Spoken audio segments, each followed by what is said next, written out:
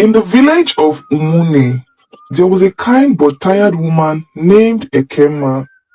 She lived in a small hut with her son, Chimdi, who was her only joy.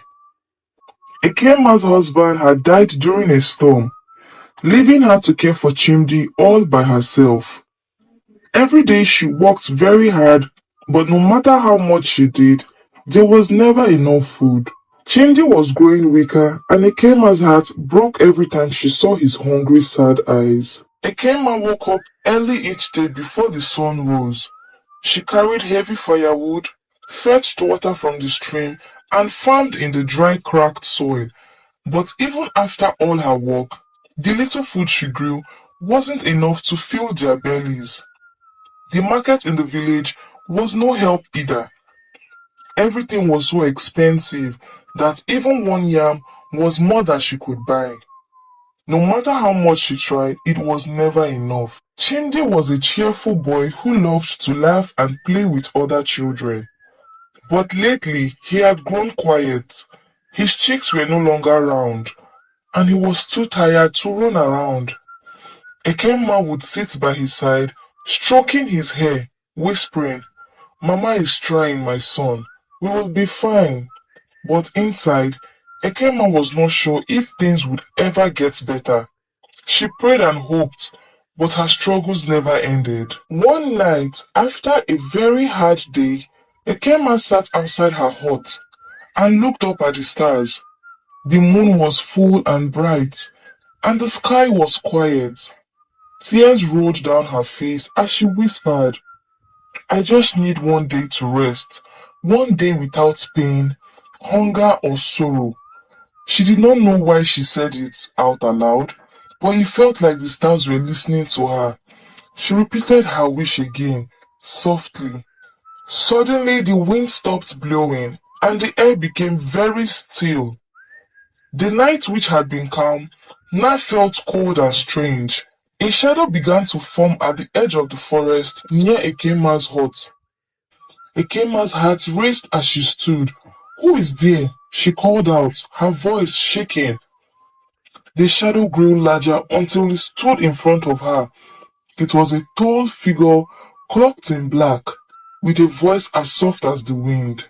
"You called for me," the figure said. Ekema trembled but did not run. "Who are you?" she asked. "I am Death," the figure replied.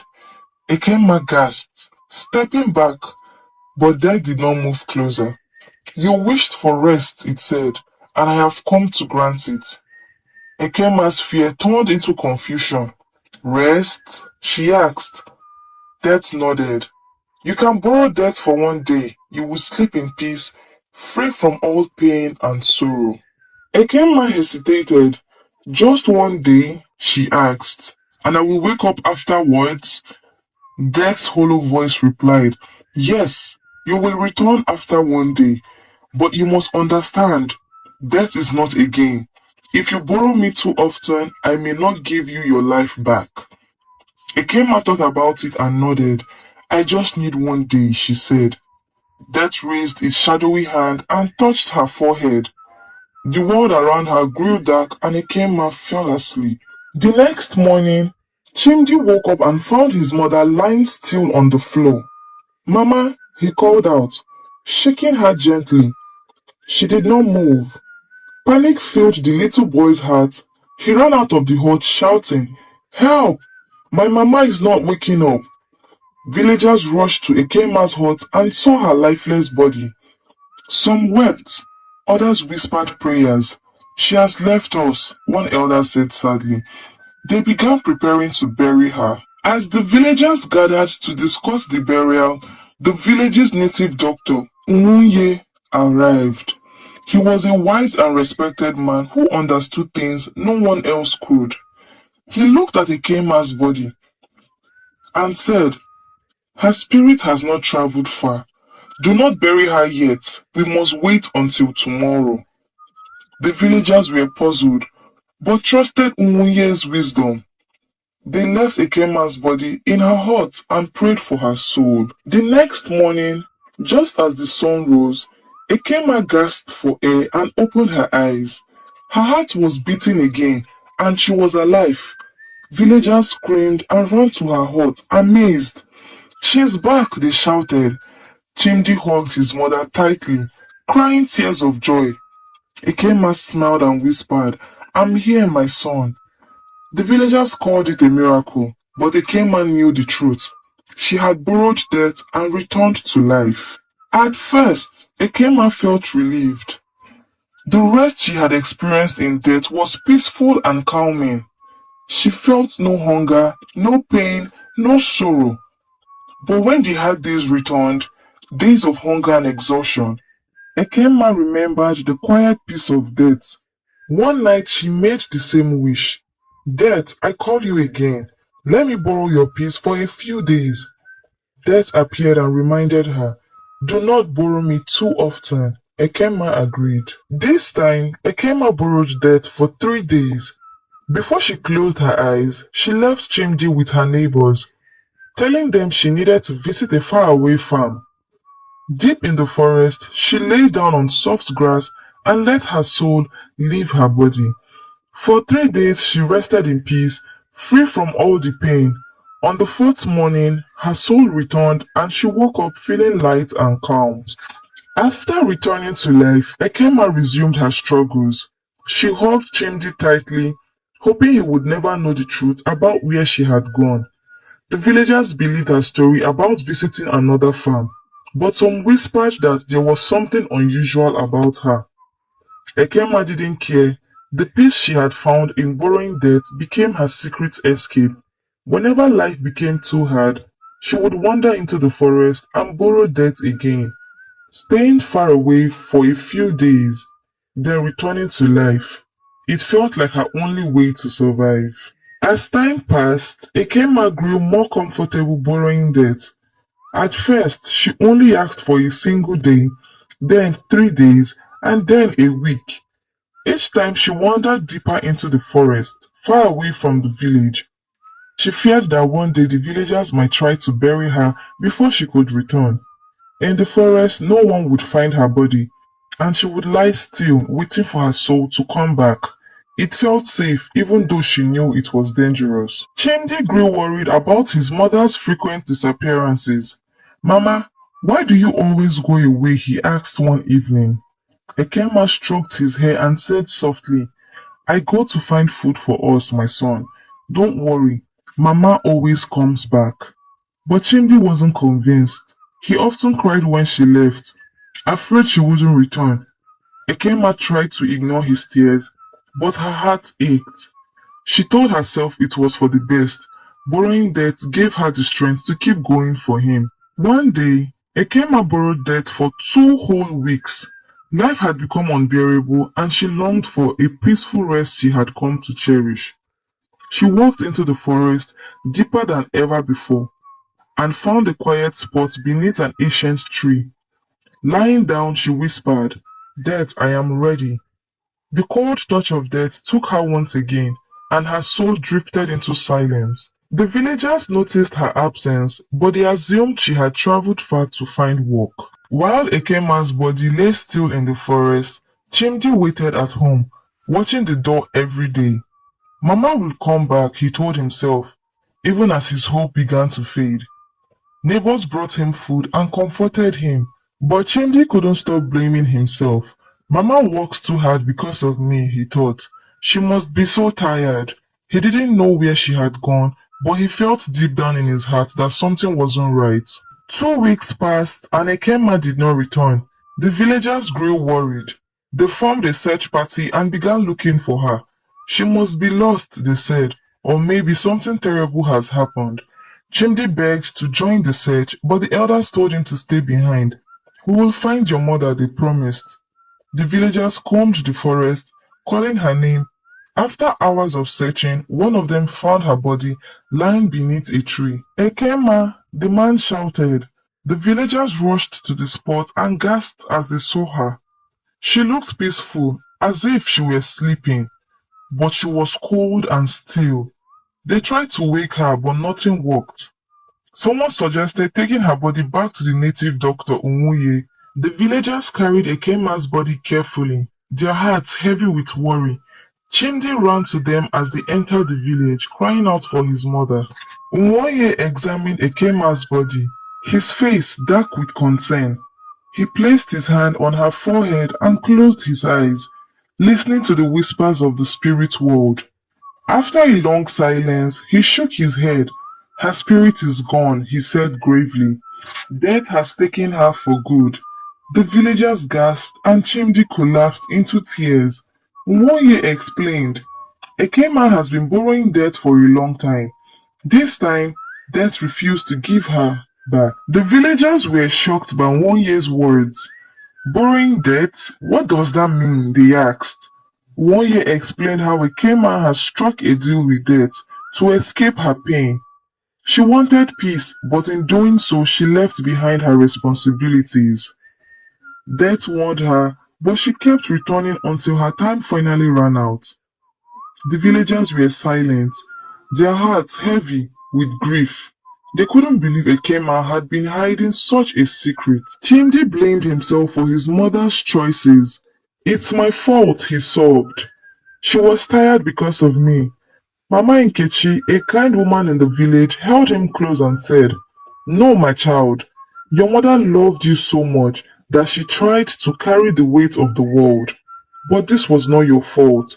She made her own choices.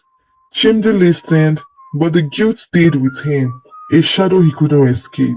Ekema's body was buried the next day under a tall tree near the village. The villagers gathered around her grave, their faces full of sorrow. Nwoye spoke to them, his voice firm but kind. Let Ekema's story be a lesson to us all. Life is full of struggles, but death is not the answer. When we are alive, we have hope. Things can change in just one day. But in death, there are no second chances, he said. The villagers nodded, taking Nwoye's words to heart. They realized how much they had taken life for granted. Many of them had seen their own struggles as too much to bear. But Ekema's story reminded them to be grateful for the gift of life. They promised to support one another, helping those who were struggling so that no one else would feel the need to borrow debt. After Ekema's burial, the villagers began telling her story to everyone, especially to the children. They wanted to teach them that even though life could be hard, there was always a chance of things to get better when you are alive. You can fight, you can hope, and you can dream, they would say. But in death, everything stops. There is no more hope. The children listened closely, and even the adults reflected on the wisdom in those words. Ekema's story became a lesson for generations. Chimdi was taken in by Mama Nkechi, a kind and generous woman who had always cared for others in the village. She cooked for him, told him stories, and tried her best to make him smile. But no matter how much she loved him, Chimdi could not stop missing his mother. Every night he cried quietly, wondering if he had caused her to borrow debt so often. Mama left because of me, he whispered to himself. Mama Nkechi noticed Chimdi's sadness and decided to talk to him one evening. She sat beside him as he stared at the moon. Chimdi, your mother loved you more than anything, she said softly. She tried to rest because life was hard, but that was never your fault. You were the reason she kept coming back. She fought to stay alive for you. Chimdi wiped his tears and nodded, though the guilt still lingered in his heart. Life slowly moved on in the village. The people worked together to make sure no one was left struggling like Ekema had been. If a family was short on food, the others shared what they had. If someone was overwhelmed, the villagers came to help. They realized that they were stronger together and that kindness and community could ease even the hardest burdens. They didn't want anyone to feel like they had no choice but to escape. Chimdi grew stronger with Mama Nkechi's care, but he still visited his mother's grave every week. He brought flowers he picked from the fields and sat by the tree, talking to her as if she could hear him. Mama, I'm doing well, he would say. Mama Nkechi is kind, but I miss you. I will make you proud. The villagers often saw him there and felt both sorrow and pride. for the boy who carried his mother's love in his heart. One day, Umoye gathered the children of the village under the same tree where Ekema was buried. He told them her story in simple words. Ekema borrowed death to escape her pain, but it came back at a price. She didn't realize that even in the hardest times, life has hope. But if she had asked for help or waited just a little longer, maybe things would have turned around for her. The children listened carefully, their eyes wide with wonder. Do you know what Ekema's story teaches us? Wonye asked. A small boy raised his hand and said, that we shouldn't give up. Nwoye smiled and nodded. Yes, that's right. Life is hard sometimes, but when we help each other, the pain becomes lighter. And remember, even if today is bad, tomorrow could be the day your life changes for the better. Never forget the gift of being alive. The children clapped and cheered, taking the lesson to heart. As years passed, Ekema's story became a part of the village's history. Elders told it during gatherings, and it was written down in books for the next generation to read. People who faced tough times often thought of her and found strength to keep going.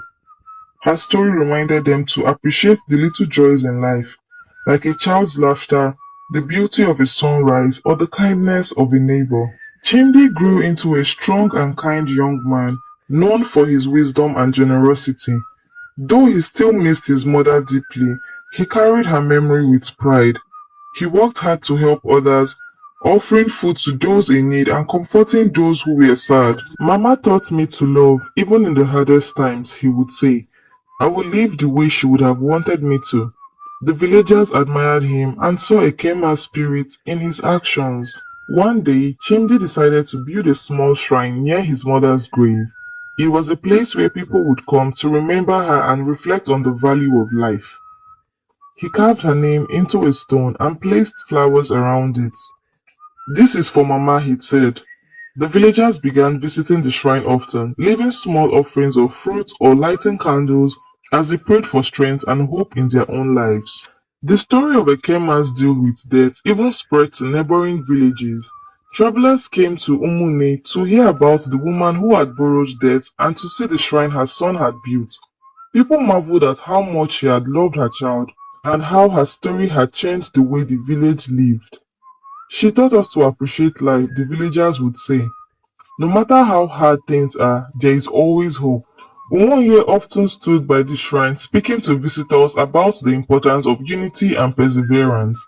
Ekema made a mistake, but we all learned from it, he would tell them. She showed us that running from problems does not solve them. We must face life with courage and lean on one another when things get tough. Visitors nodded thoughtfully, touched by wisdom of Ekema's story and the love she had for her son. Mama Nkechi grew older and Chimdi cared for her as she had cared for him. You're a blessing, Chimdi, she often told him. Your mother would be so proud of the man you've become. Chimdi smiled and said, I owe everything to you and Mama. I will always try to honor her memory by helping others, just like she did. Mama Nkechi's heart was full of pride for the boy she had raised as her own. Over time, the village of Umune became known as a place where no one was left to struggle alone. If someone needed food, shelter or comfort, the villagers came together to provide it. They built a strong community where kindness was more valuable than gold. Ekema's story had changed them forever, teaching them that even the hardest times could be faced with love and unity. Though Chimdi always carried a sadness in his heart, he also carried hope. He often told children about his mother's strength and reminded them to cherish life. No matter how hard things get, you can find a way through it, he would say.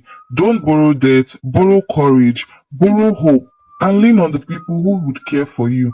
The children listened and promised to live bravely, inspired by Ekema's story and Chimdi's example. Ekema's story became a legend and her name was spoken with respect throughout the land. Her son's shrine remained a place of hope and remembrance for generations. The villagers never forgot the lesson she taught them. Life is a gift, full of struggles and blessings, and no matter how hard it gets, being alive means having a chance to change things. Ekema's love, sacrifice and story lived on, reminding people to cherish every moment of life. Thank you so much for watching. If you got to this point, please give this video a thumbs up. It will help grow my small YouTube channel. If you haven't subscribed yet, do well to subscribe and turn on post notifications so you get notified when I post more interesting content like this. Leave a comment in the comment section. Let me know about your thoughts on this story.